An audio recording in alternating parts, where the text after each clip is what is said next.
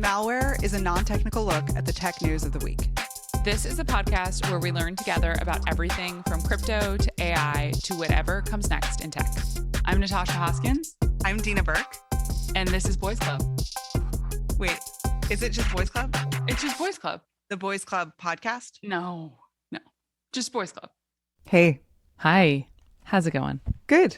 So excited about this conversation. Oh my gosh, what a fun one. What a fun one. Wow. Before we get into it, I'm Natasha. I'm Deana. Today we're talking about nuclear energy, and people have a lot of feelings about nuclear energy.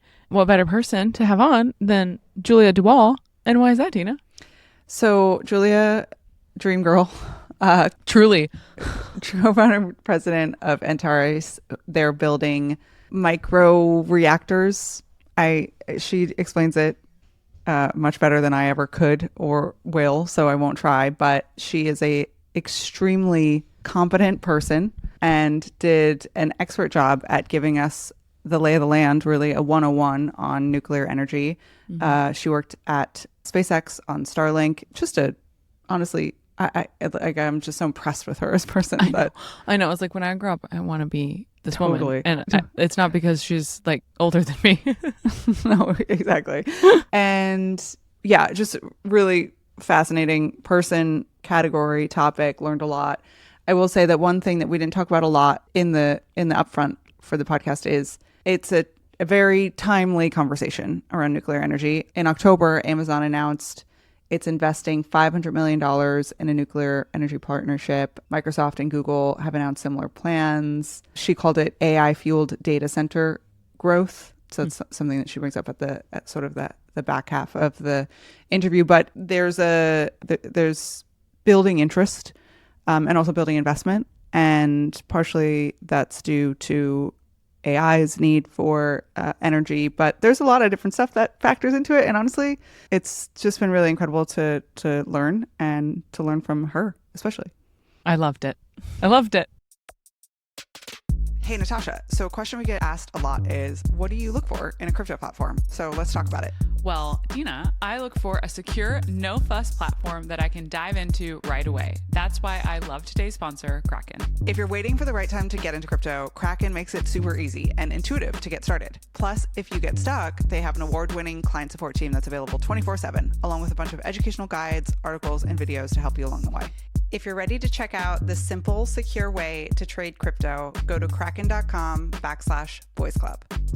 Not investment advice. Crypto trading involves risk of loss and is offered to U.S. customers through Payward Interactive, Inc. On today's podcast, we have Julia DeWahl, co-founder and president of Antares, working to bring rapidly deployable micro reactors across the globe. We're going to talk about what all that means today. None of those words are in the Bible, but that's okay. We're going to figure it out. Previously, she worked on Starlink at SpaceX. Welcome to the show. Thank you. It's great to be here. Julia, so excited to have you. I want to jump right in. I want to be totally candid and transparent that I'm very new. We're very new on our journey to learning about nuclear energy. So we're going to treat today's episode as kind of a 101, the basics. I got nuclear energy pilled a couple weeks ago listening to Bill Gurley at Diablo Canyon, which is a nuclear power plant in California. He did his podcast from there. You have an incredible article that I'll link in the show notes that gives folks sort of a brief history and sort of some context to where nuclear energy is as an industry right now. We learn in community here at Boys Club, so that's what we're going to do on today's podcast. And yeah, just I know you're the founder and a leader in nuclear energy, and so just to have some grace with what will probably be very dumb and basic questions from us, if that's okay. That's totally cool. And I was in this spot about 2.5 years ago. I didn't know the difference between fission and fusion. I mean, I had not the faintest clue about basically everything related to nuclear. So happy to start at the beginning, and I think it's all very learnable. Amazing. I love that. Let's start there. So tell us about your background. What happened to you 2.5 years ago that you were like, this is what I want to pursue? Sure thing. I know. I'm like, should I work backwards? So I founded a company about 1.5 years ago now, Antares. We're building microreactors. But I'll kind of back up to where I got started originally. Briefly worked in consulting and then got the kind of itch to head out to Silicon Valley where it seemed like interesting things were happening. So moved out. I joined Opendoor, which was a real estate consumer company, as an early employee and just did the whole find product market fit, business operations, product marketing work. Saw that company scale, was really formative to me on, how do you build a business. And then next I moved down to LA to join SpaceX, and I joined right when Starlink was coming out of R&D. So I helped stand up the go-to-market and the business operations for Starlink. So think like building out Starlink.com, how did we get these dishes out to customers? And that was my first foray into hard tech, and actually sat right near the production floor for the user terminal and understood for the first time how difficult supply chains can be, how difficult it is to physically make things. So kind of an appreciation there, an appreciation for Elon and just big visions for things. And it was during that time, early 2022, that I was helping get Starlinks into Ukraine when the war broke out there. And it just got me kind of paying more attention to the region, to the news there. It probably wouldn't have been something I would necessarily have followed so closely, but it reminded me of, I don't know if either of you have read Peter Zeihan's books, but he's a geopolitics writer, and he writes about energy and how resources and energy are so important. And he actually writes a lot about Russia's aggression and Russia's ability to basically turn off natural gas and is this resource powerhouse. And you just see this play out exactly in Europe. So Europe is seeing skyrocketing energy prices. It's really tough on everyone who lives there, not to mention industry there. And then you see Germany shutting down nuclear power plants. And I was like, that seems like a funny thing to do if you're having energy problems. What's going on here? And it turns out, there's this really big anti-nuclear sort of social movement in Germany that actually is changing. But it just got me curious about this nuclear energy topic. So I didn't know the first thing. I had no idea, for example, that nuclear power is 20% of the US's electric grid. I thought it was about 2%. And most people I asked this question to think about the same. I do want to say you lead your Past, Present, Future article with that stat. And it's so powerful. It was totally news to me as well. Yeah. I was like, wow, that's... Yeah, no, I know no one knows it. So that was, anyway, so I got interested in the topic and I wrote this article. I think it's one of these, learning in public helps connect you with people, right? And this is how I ended up meeting my co-founder Jordan, who was also really excited about nuclear, and he had a very specific vision for building really small microreactors, going military first with our go-to-market. And so that's where we kind of teamed up to start Antares. Wow, so interesting and really inspiring to hear how all this has come from basically a blog post and getting curious about something and then researching it, and then sort of the trajectory of your life going in a direction is really, really inspiring to hear about. So I think let's start very basic. What is nuclear energy and how does it work? Sure. So atoms, you've probably heard of these back in, chemistry class. They're kind of the fundamental piece, building block of everything, and they hold a lot of energy in them. And so the nucleus, the center of an atom, is where the term nuclear comes from. And as I mentioned before, there's fission. There's just a type of way to get energy from nucleuses, nuclei, and then there's fusion. And so when you split an atom, that's fission. And when you split an atom, you create a bunch of energy in the form of heat. Today's reactors, which are called light water reactors, use that heat to create steam, to turn water into steam. Those steams turn turbines, which then create electricity, create power. So that's how fission works. Fusion is just the opposite. When you fuse two pieces together, you create energy as well. And there's a whole branch of the nuclear field that is fusion. This is not yet a technology that exists. So this is all sort of in the R&D and development stage right now. There are several companies working on fusion, but fission is the class of nuclear energy that does exist today. There are 92 reactors, for example, in the US that are fission reactors. You mentioned one of them, Deana, the Diablo Canyon plant. That's the single existing nuclear power plant in California. And again, kind of stat that I found so interesting is it's almost 10% of California's energy coming from, or electricity coming from that plant. So there are these big plants. They produce a ton of power, but it's all gets back to that atomic level. Okay, can I just make sure I'm understanding? Yeah. There's an atom. The atom is split. Yeah, and you kind of you throw in, it's usually in a uranium atom, right? Okay. So where does the atom come from? Well, Think about everything. Like if you pick up this glass, for example, like it's a material and a bunch of those atoms are that material. Think of the elements, the periodic table.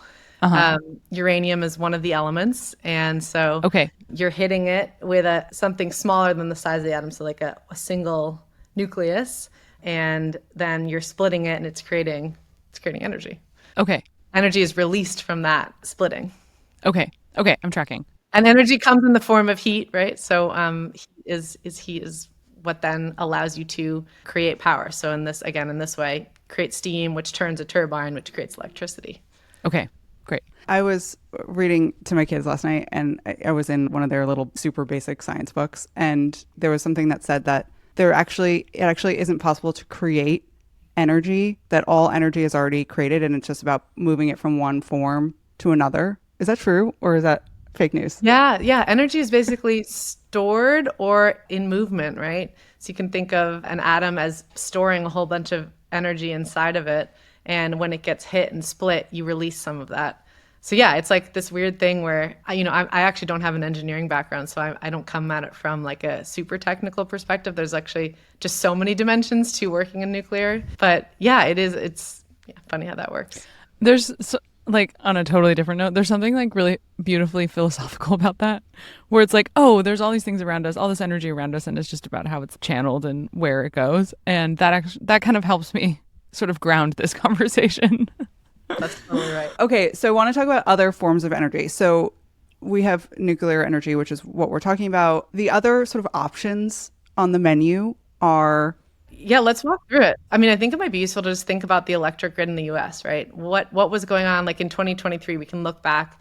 About 44% of electricity generated was from natural gas, so fossil fuels. The next kind of biggest category there is going to be sort of tied between nuclear and coal, which are each about 16%. Then you go, so coal, obviously fossil fuels. Well, and then you go into the renewable section. The major ones are wind, hydro, and solar. So you have about like 10% wind and a little less than that of solar and hydro. So again, it's kind of cool to see nuclear is a pretty big chunk, but fossil fuels are still the majority. What's so great about fossil fuels? They come out of the ground and you burn them and you get a ton of energy from them. They are obviously downside here, carbon emitters, and we know that that's been contributing to the warming of the planet. And so a lot of concern there. We can get into a whole debate and kind of talk about, the climate implications here, but we'll talk about renewables as well. What do people like about renewables? You can create, again, electricity without any of those carbon emissions. Again, solar, hydro, where you're usually damming up rivers. And then again, this how do you store energy? You store that kinetic energy and then you can release it and produce power. And you have wind, which is similar, and then solar using solar panels to produce power. And those are also great forms of power, but the biggest downside there is the intermittency of renewables, particularly solar and wind. So when the sun is not shining, when the wind is not blowing, they are not producing power. We have made some headways into batteries, but to actually be able to have the magnitude of battery storage to allow yourself to have 24/7 whenever you wanted electricity using solar or wind hasn't been accomplished yet. It would be incredibly expensive to do. So the way grids work best is when there's a mix, right? There is no 100% renewables grid today, and I don't think that would frankly work very well. This is why, we'll maybe get into this a little bit more, but people are very excited now, finally, about combining renewables with nuclear, because nuclear can run 24/7. It doesn't have that intermittency factor the way renewables do. And isn't releasing carbon into the atmosphere. That's correct. Yes. Okay. And what would be the downside of hydro? Most of the big hydro opportunities have actually already been tapped. So we've gone in and we've dammed the biggest rivers already. Frankly, I think in this day and age, there's less appetite to go do that. I mean, there are environmental implications that are pretty serious. And you should see how hung up we get in building just other stuff because of environmental problems, like let alone trying to dam a river. So I think we're just kind of tapped out there. And there's probably not too much more we can do, especially in the US. That makes sense. Okay, can you talk a little bit, you spoke a little bit to this, but I'm sure there's more that you can expand on, but why you feel and why nuclear energy is superior than these other options? It's not necessarily superior. I think it's very complementary. It's very differentiated. It has a lot of things to like about it.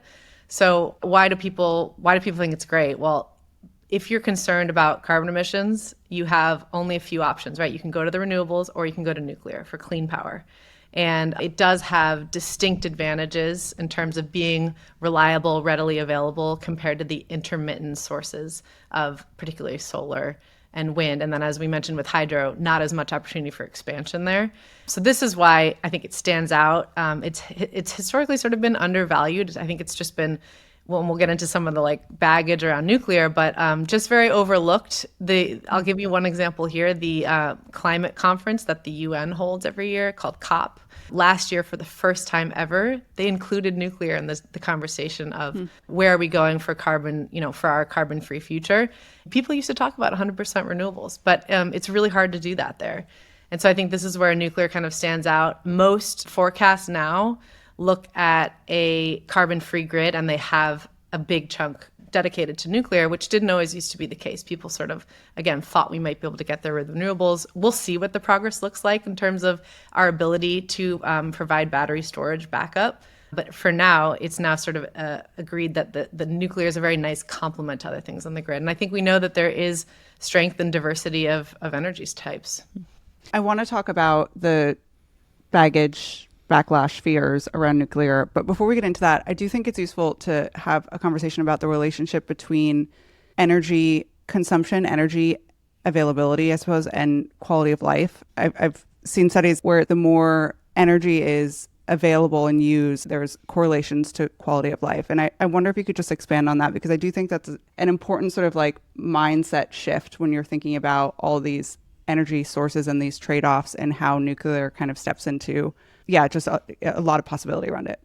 Absolutely. I think it's a fantastic topic. I think we take for granted the energy we use here in the US and the quality of life it provides us.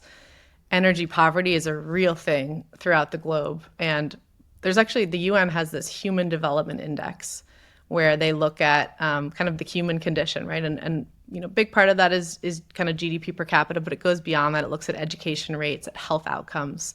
And you kind of combine this, and the most positively correlated thing to having a high human development index is energy access. Wow. It's how much energy you're using. And we know that just everything, the basics from having electricity access, especially consistent electricity access, allows you to refrigerate things. So you're not, having bacteria problems in your house. It allows you to have hospitals running and providing higher levels of healthcare. You don't have people, burning wood in their houses and suffering respiratory problems from that the same way. And so when people talk about some of the the potential apocalyptic outcomes of climate change, it's like, what would be apocalyptic is if we went and had the energy levels of, some third world countries. Like people would find that just horrific in terms of what would happen to our health outcomes, to our quality of life. So I appreciate the interest in being energy efficient. And guess what? We have done so much on that front. Everything about the way our appliances work today is incredibly efficient compared to what it was 10, 20, 30 years ago. And guess what happens when we become more efficient with energy? We just use more of it for other things. There's kind of a limitless, you can use energy for so much, and you can use it for desalination to get clean water. There's just so much energy can do. And so I think in some ways, overconsumption, I think, has been a bit villainized, and we're sort of forgetting how much energy does provide for the quality of life, the health outcomes that we take for granted. Wow, so interesting. Okay, I want to talk a little bit about the brand of nuclear energy. Bad brand. Personally, I'm like, I think we should think about maybe changing the name, but that's not my department. But I'd love to hear from you. Why do you think that is? I think people hear nuclear energy and they think, scary. Something bad's going to happen, or I don't know, Chernobyl. I go to these places that feel apocalyptic or just dystopian, and your article does a great job of outlining that. But I'd love to hear from you here. Why is that? Why is that the perception that I think most people have when they hear nuclear energy? Yeah, I think it's frankly kind of reasonable that it in some ways doesn't connote the great attributes of nuclear power, because it all started with nuclear bombs, right? Nuclear weapons is where, the genesis of harnessing nuclear, the nuclear split, the split of the atom for something very powerful. Unfortunately, the first use case there was bombs, right? And that was horrific. And What happened next is we continue to develop bombs. We do atomic weapon testing in places like the Pacific Islands, where there were real ramifications of radiation impacting humans there. And so we were frankly quite irresponsible getting started with anything that was kind of called nuclear. A bunch of us joke that we should rebrand, like, let's call this fission power or, elemental energy or something else. But it's hard to rebrand a whole category. I'm sure. Sure. I can imagine. I'd love to, it would be kind of fun to see, could you do it? Start calling it something else. I think kind of it is here to stay for the moment. But yeah, I think there's a lot of baggage around it. You mentioned Chernobyl. That one was horrific. This was a poorly built Soviet technology, frankly. No containment dome. You had operators who were kind of like running an experiment at the time. Like, just everything you could do wrong went wrong with that. That technology would not even become close to passing any sort of regulatory standard in the US. Just everything that could go wrong went wrong. And I don't worry about that at all ever happening again. Like, we know so much more now, and we would sort of never have allowed that kind of technology to exist. There were a couple other big accidents, 3 Mile Island in the late 70s in the US, which was just one of these like completely blown out of proportion media events, right? And the 70s was the no nukes movement. People, by the way, conflated nuclear weapons and nuclear energy into generally no nukes, right? That's a huge problem. Like, thank goodness people like sort of know that there's a difference now. But yeah, 3 Mile Island, the amount of radiation that escaped from the accident there, which was, a failed valve. Yes, it wasn't great, but was about the size of like a chest X-ray in terms of radiation. Like, no one even looked like dying or anything else. Okay. But it was totally blown out of proportion. Guess what? Like, natural gas pipelines like blow up, kill people. Like, it's hardly even news. But people just have, it is this thing where it's invisible. Radiation's invisible. I think it's a bit akin to people being afraid of flying, even though the stats would tell you that you should be way more afraid of getting in a car. There's something about like a plane in the air or radiation that you can't see that just it taps into the irrationality, I think, of humans. And so when you magnify that by all of this negative media coverage and the media and celebrities being anti-nuclear at the time, it really left a tough legacy.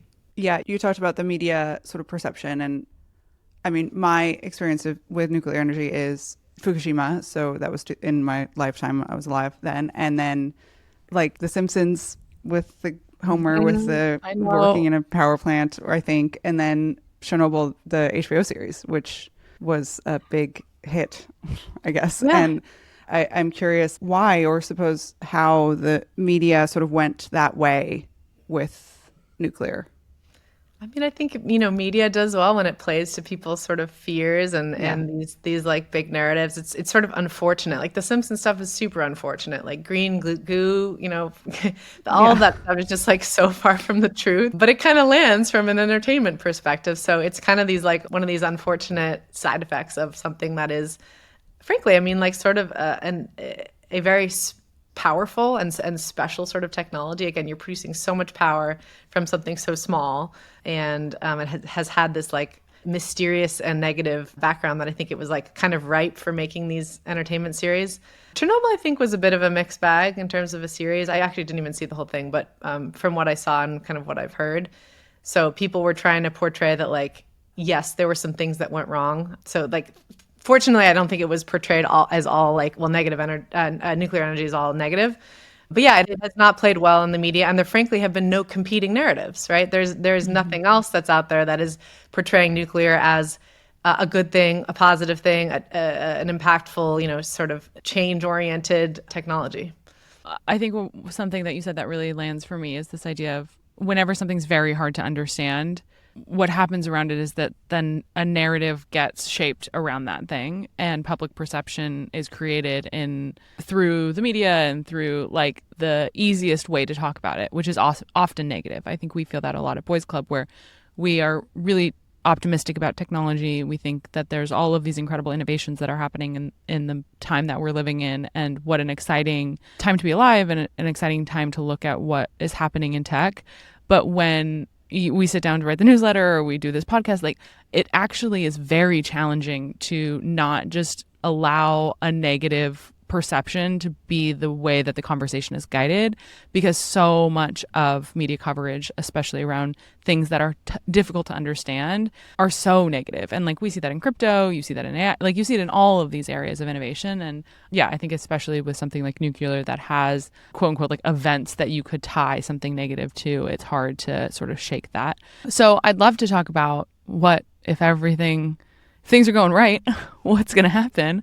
So if nuclear energy were adopted, like what would it mean for climate change? What would it mean for emission reduction? And yeah, what are some goals and a vision of the future around that specifically that you see that's hopeful? Yeah, totally. Again, nuclear power is a clean technology. It's carbon free. This is what we're aiming to do, right? Is replace our fossil fuel burning with something that does not emit carbon. And so nuclear is just the perfect thing for that. And it's such a perfect complement to renewables. We talked about that intermittency problem before of, sun and wind come and go, and nuclear can provide this sort of base load or, whenever you want it to run, basically power source. And as I mentioned before, the UN climate conference last year, for the first time, you had 26 countries all sign up for tripling nuclear capacity, nuclear power output in their countries by 2050. And that is, I think, a really powerful commitment to say that we believe this needs to be part of a clean grid, and we need to build a whole lot more of it. Unfortunately, today in the US, again, not to try to go back to the unhopeful, because we don't have any new power plants under construction. But what's really exciting is we are seeing that start to change.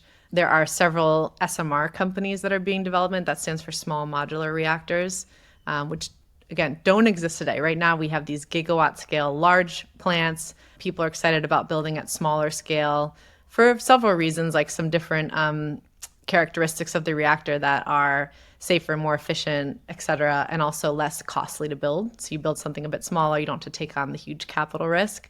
So that's, I think, we're excited about the SMR development, excited about some of these tech giants, the hyperscalers, AI especially driving some of that, getting into whether it's turning on retired power plants. We've seen that get started. So we have some hopeful movement in the US. You do see other countries, though, saying, like, we're excited to build more nuclear. So it's definitely underway, happening, but certainly needs to be a part, basically, of the climate-free energy generation future that we want to see.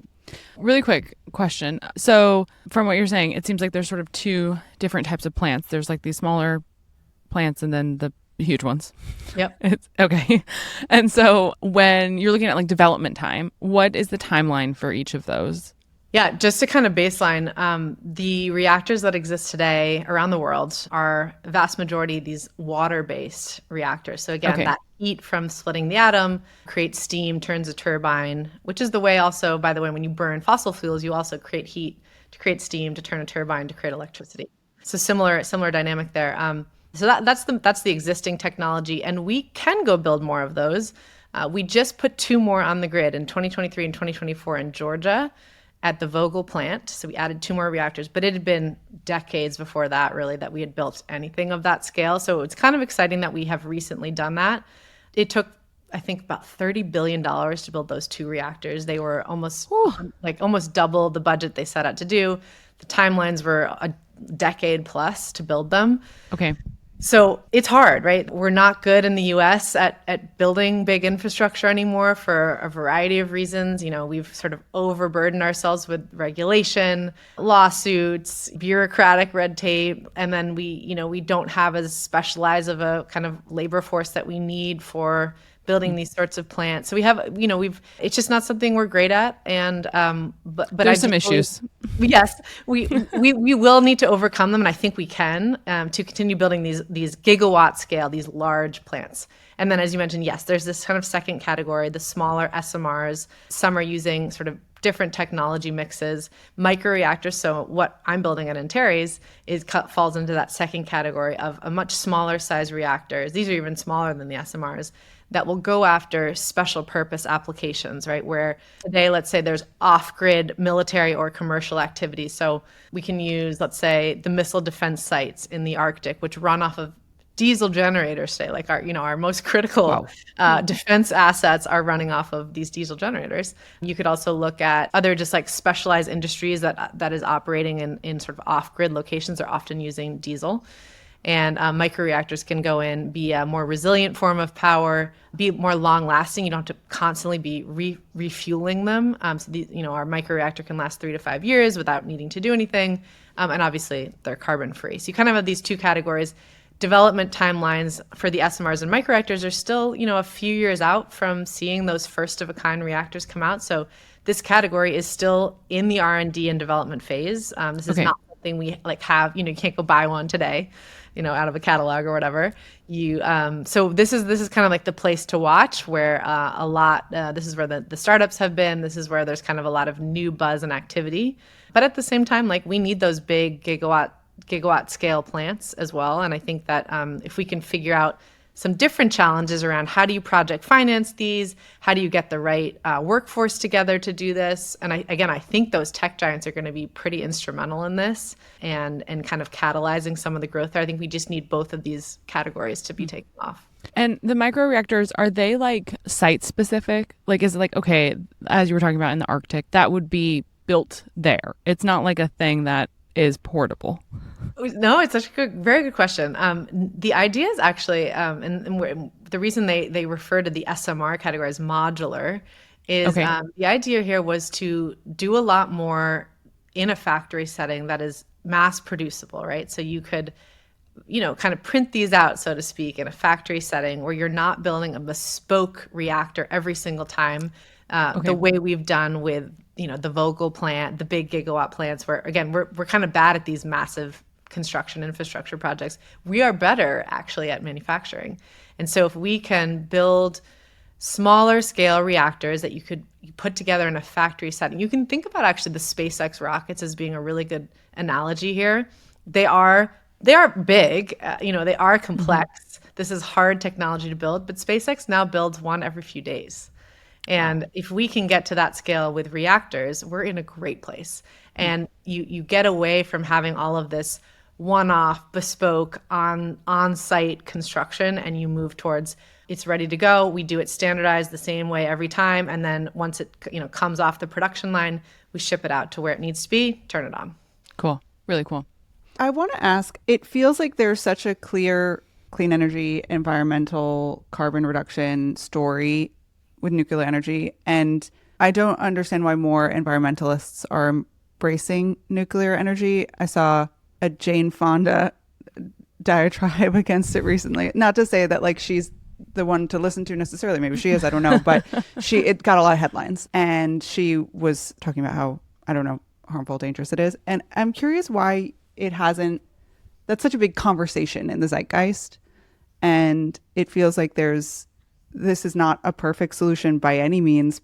I don't think anyone is saying it is, but it could be part of a solution set. And I'm curious why that hasn't taken hold. And I'm curious if you know why. Yeah, today a vast majority of the environmental groups still have an anti-nuclear stance. And it is kind of curious that they haven't evolved from where they started back in the late 60s. It's sort of when the environmental movement got going. But there were just, it was during this time that these, certain groups and the movement itself was very concerned about overpopulation. I don't know if you've heard of the Population Bomb book, but this is by Paul Ehrlich, best-selling book, best-selling author, big leader in the environmental movement. And I will try to quote him, but he basically says, a society with abundant, cheap energy is the equivalent of giving a kid a machine gun. This is horrible. God. It could do terrible things. And the environmental movement was very, small is beautiful, anti-growth, right? You kind of, sometimes environmentalists are referred to as degrowthers. Nuclear was just the opposite of everything they were trying to do, which is keep things small, kind of conservation oriented, and just, not excited about big energy, which meant, big industry, which meant population growth and all these other things. So it just has its roots there and it hasn't evolved. I do think what we're starting to see now, though, is there are other groups popping up, like, not necessarily these old school environmental groups, but that are made up of younger people who don't have some of the same baggage from that environmental movement, plus some of the nuclear weapons consternation, for good reason, frankly, that the boomers experience. We don't really have that in our collective memory as young people. So I spent some time actually kind of involved with the Diablo Canyon question of, like, should they continue to go towards shutting it down in California versus keep it on? The people who were anti-nuclear showing up to give testimony to the California State Senate were all older people. And the people who are pro-nuclear were young people. And so you do see a kind of a generational divide there. I'm heartened that I think the climate movement in general has started to be more open-minded to nuclear. Even just like Greta, for example, used to have an extremely hard anti-nuclear stance. And she's just slightly, I wouldn't call her pro-nuclear yet, but she's just slightly started to come around and made some comments of, like, maybe turning off nuclear in Germany to turn on the dirtiest form of coal is not a good idea. So yes, still some baggage, but I think there are some slow signs of change. Frankly, I'm a little bit, environmentalists, yes, they have their voice, and I think they will throw up bunches, lawsuits and things like that at nuclear. But there's so much else that's positive, right? Congress is incredibly bipartisan in support of nuclear, and they're not very often bipartisan on anything. And then you have public perception is changing really rapidly. It used to be in like the 40% of people, like just like 5 to 10 years ago, that supported nuclear. It's now in the 60+ and rising. So it's moving in the right direction. Can you talk to us about waste or spend fuel, I think is what they call it? What is that, and how does that compare to other energy sources? Yeah, it's a great topic. It's one of the big ones that the sort of anti-nuclear people use as, like, well, what about the waste? And so, yeah, spent fuel, which is just fuel that's been used, or waste, is, in the nuclear industry, it's one of the only energy industries that actually manages the entirety of its waste chain. So think about, solar panels that head into, your local dump and could be leaching minerals or chemicals out into the groundwater. Or if you've ever seen the pictures of wind turbines that get taken apart, and they're massive, right? And then just like buried in the ground. Like we just like bury them. It's like, and we go through a lot of those because the lifespan actually on the renewables versus nuclear is shorter. So there's a lot of waste out there in general. And obviously we know the byproducts of fossil fuels, not only just carbon, which is, warming the planet, but you have particulate matter, especially from coal plants, that are harmful from a respiratory perspective. So making electricity, like, there are trade-offs to all of them, right? No one's doing this for free, like with no byproducts. And so I would say nuclear has waste or spent fuel that is a byproduct, but it's extremely small. All of the waste we've ever produced in the US can fit on a football field. So small in quantity. What they do today is it's all stored on site at the plants in these big metal and concrete casks, and so very well managed and secured. But it is true. I mean, parts of that waste will last hundreds of years. And so, nothing is perfect, but I would say it is so much more manageable than we give it credit for. And the industry is, I would say, just the most responsible of all the energy industries for taking care of its waste. It reminds me so much of the conversation around climate and crypto and how much of a backlash crypto gets for its energy consumption. But the reality is that crypto, you can see it all. You can track it all. You have like a much better understanding of how much energy you're using than the global banking system. But because of that, it gets a really bad rep because there's like this ability to track it and look at it, and you have to like face the numbers in a way where it's so impossible to do that with the global banking system. And so there's a little bit, it's not exactly the same, but I feel like there's some correlation between. I think that makes sense. Yeah. Okay, so you talked about the US feels there's no new reactors planned, I think is what you said earlier. No new ones under construction, at least. You mentioned regulatory burden, regulatory overreach, possibly. Workforce, not issues, but like not a workforce that's trained for building these things. And then obviously we've talked a lot about the public perception, which could be an issue as well. But as I was reading your article, I was really struck by the stat around France's nuclear power plants supplying 70% of the whole country's electricity. Crazy to me. And then China committing to break ground on 150 new reactors in the next 15 years. in the Bill Gurley podcast, he talked a lot about South Korea's efforts and kind of just how they're leapfrogging what's happening in the U.S. Talk a little bit about what you feel like would need to happen for the U.S. to kind of catch up, or what you feel like is really holding the U.S. back. Yeah, you nailed it. France was ahead of its time back in the 70s, decided to make a huge investment in nuclear technology. They don't have the same level of carbon-based resources, so oil and gas production, that we do in the US. And they, I think, sort of looked ahead and said, energy security is important to the strength of our nation. They weren't worried about climate change at the time, frankly, so it's not really a carbon issue or a carbon-free issue. So good for them. But they aren't building a massive amount of new nuclear. I think they're just like sort of us in the Western developed world, a little bit constrained by some of the workforce issues and the just lack of ability to go build huge infrastructure the way we used to. China, on the other hand, as you mentioned, I think they have 27 reactors under construction right now. Again, versus 0 in the US. Like this 27 versus 0 is something we should definitely be worried about. Energy, as we know, it's the crux of everything we do. You can build a whole lot of stuff with it. It's important. And nuclear, what's nice about it is there is a bit of a supply chain in terms of getting the uranium you need to make fuel, but not having that fossil fuel dependence of needing to go get oil, coal, gas, you name it, from other countries, which China does not have a lot of themselves, is a really nice advantage for them. So it does allow them to be a bit more energy independent, energy secure. And they are, they're a country with a little bit more of just a nationalist, from the top down, like, hey, we're doing this, we're building this. Frankly, a little less regard for environmental issues and maybe workforce issues. So, they don't have the same sort of built out regulatory system that we do in the US. These are for better and for worse, right? There's maybe some good reasons we have environmental protections and things like that, but we have been just very slowed down by a lot of this, again, regulatory burden, kind of atrophied workforce that isn't kind of set up for this. I think one of the biggest risks or the biggest problems you see in the US is who's going to pay for this, right?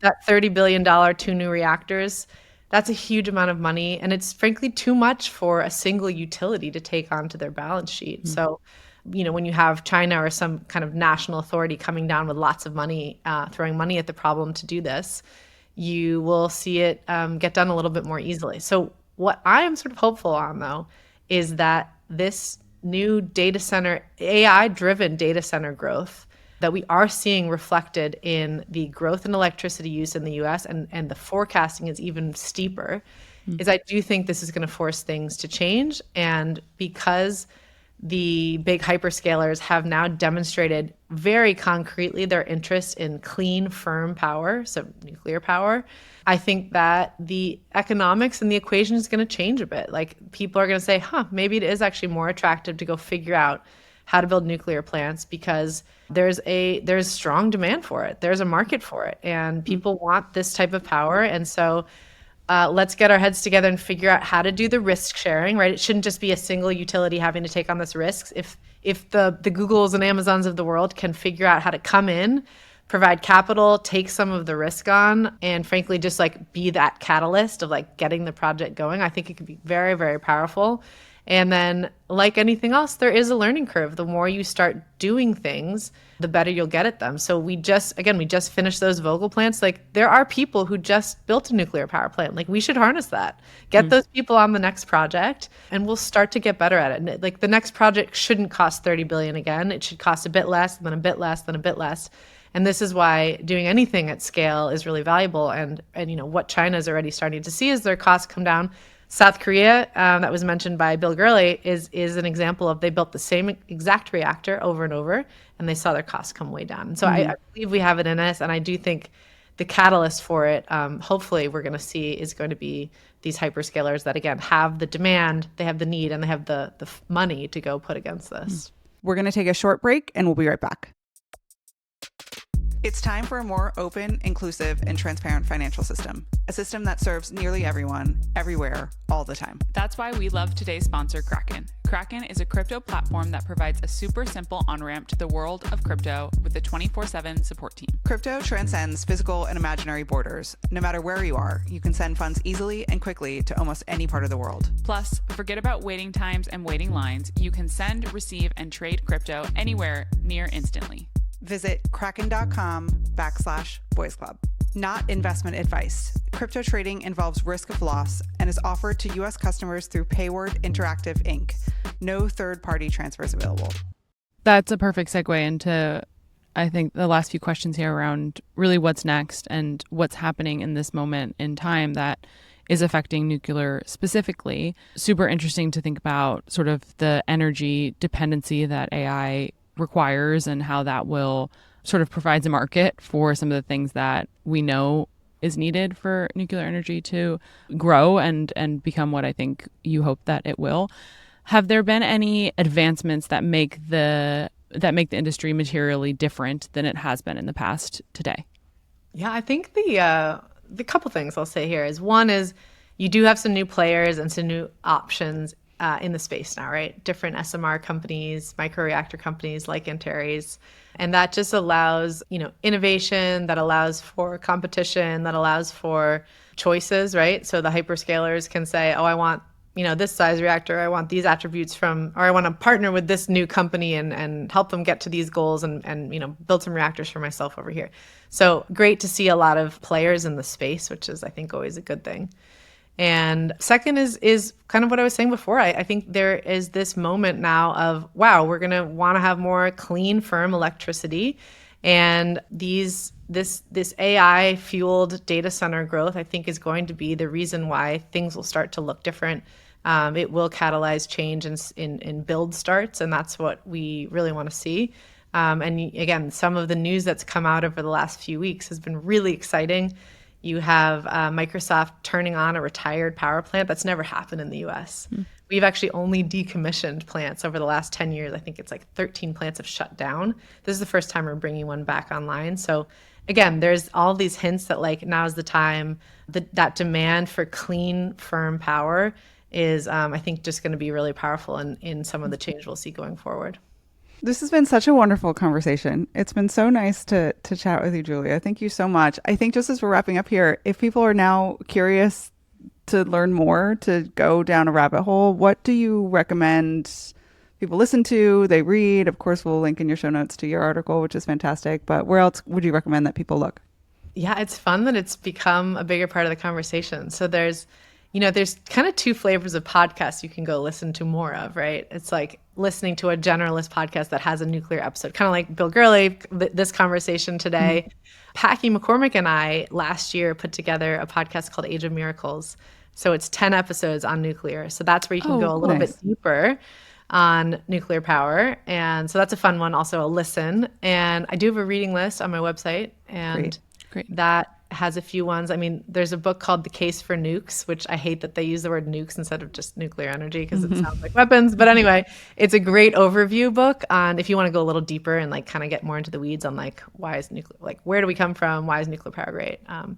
So yeah, there's a bunch of things to check out. This was so wonderful. Thank you so much for your time and your wisdom. And I feel like I learned so much. I'm like, oh my gosh, leaving so much smarter than I came into this conversation. So thank you for that. Thanks for having me here.